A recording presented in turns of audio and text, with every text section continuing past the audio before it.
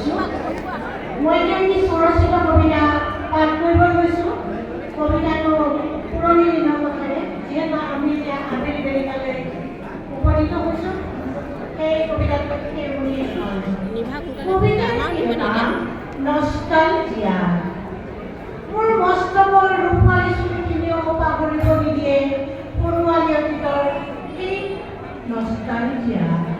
মোৰ যৌৱনৰ প্ৰথম বহাগৰ তোমাৰ কপনি উঠা তপ্ত গুটি উঠেৰে আঁকি যোৱা এই সুবাসী হৈছে মোৰ প্ৰেমৰ আৰাম মনত আছেনে? মই যে এপাহ কপৌ ফুলৰ বাবে তোমাৰ ওচৰত আত্মসমৰ্পণ কৰিছিলোঁ। মোৰ খামুচিয়া কঁকালেৰে বিষাদৰ কোলা গাৰ আঁতৰাই তোমাৰ দুখানি হাতৰ আনিবলৈ দৌৰ আছিল একটা তপৰ উশাহেৰে।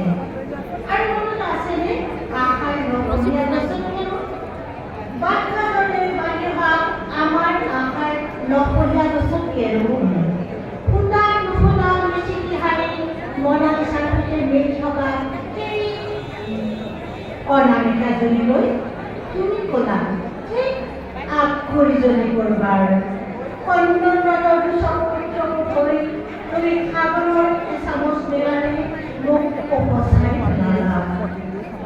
তুমি সেউজীয়া উপত্যকাৰ পৰা মোলৈ ছটিয়াই দিছিলা কিছুমান ৰঙা নীলা সপোন আৰু কিছু চেষ্টা বৰফ।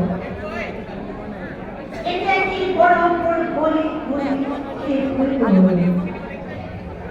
আচলতে তাৰ স্মৃতি নষ্টালজিয়া মোক আমনি নকৰিবা, মই যাওঁগে।